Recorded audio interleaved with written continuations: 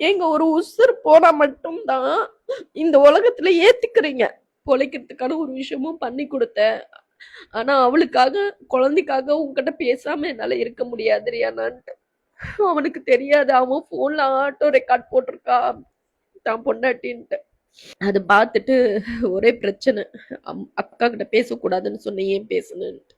அப்ப அவளே கல்யாணம் பண்ணி குழந்தை பெத்துக்க வேண்டியதுதானு வார்த்தை மறுபடியும் விட போக, வீட்டை விட்டு கிளம்புற, குழந்தைய தூக்கிட்டேன்னு சொல்லிட்டு கிளம்பி போக, அவனே செத்துட்டான். நீ போறியா போ, நானும் சாகுறேன் அப்படின்ட்டு. அவன் தூக்கு போட்டுட்டு கூட எனக்கு தெரியாது. எங்கேயோ வெளியே கிளம்பி பொன்னாடி பின்னாடி ஓட்டான்னு சொல்லிட்டு லாக் ஆன வீட்டு வாசல்லையே அம்மா வெயிட் பண்ணிட்டு இருந்தாங்க. ஈவினிங் ஒரு 4:30 மணிக்கு தூக்கு போட்டு மறுநாள் 6 மணிக்கு தான் வந்து உள்ள இருக்கிறது நாங்க ரியலைஸ் பண்ணி உடைச்சு பார்த்தா கிச்சன்ல இருந்தான். நான் ஏன் இதெல்லாம் சொல்ல வரேன்னா, இன்னைக்கு ரவி சார் வந்து பேசுறாரு பிரஸ் மீட்ல. அதுக்கு ஏகப்பட்ட எல்லாருமே ஒரு கமெண்ட், பேட் கமெண்ட் போடுறீங்க.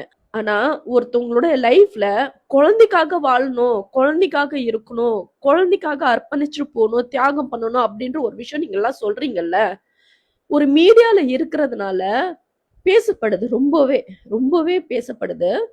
அந்த குழந்தைக்காக தான் என் தம்பி வந்து சேர்ந்தான். அன்னைக்கு அன்னைக்கு வந்து ஏன் சேர்ந்தான், இன்னைக்கு ஏன் இறந்தான் அப்படின்ற ஒரு கஷ்டத்தை கொடுத்துட்டு போயிருக்கான்.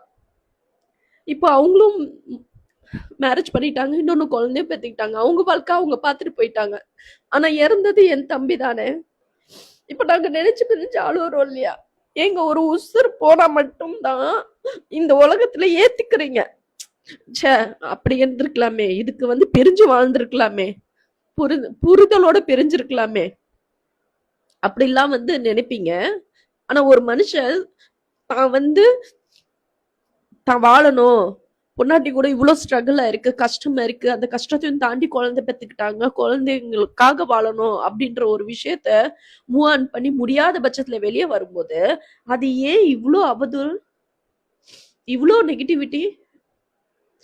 அப்போ இப்போ கூட ஒரு பொட்டிக்கு ஒருத்தவங்க வந்து ரொம்ப வருஷமா பிரிஞ்சு குழந்தைக்காக அக்செப்ட் பண்ணி ஒரு 10 days கூட ஆகல, அகைன் அவங்க மேல ஒரு சந்தேகப்பட்டு அவங்களையும் சாவடிச்சு இந்த ஆளும் செத்து போயிருக்கான். ஒரு உசுறு சாகுற அளவுக்கு ஒரு காம்ப்ரமைஸ் பண்ணி ஒரு லைஃப்ல வந்து ஒரு கொண்டு வந்து குழந்தைக்காக வந்து வாழலாம் அப்படின்னு நினைச்ச ஒரு பொண்ணுக்கு அவ உயிர் தான் போச்சு. சோ இதுதான் எல்லாரும் விரும்புறது இல்லையா?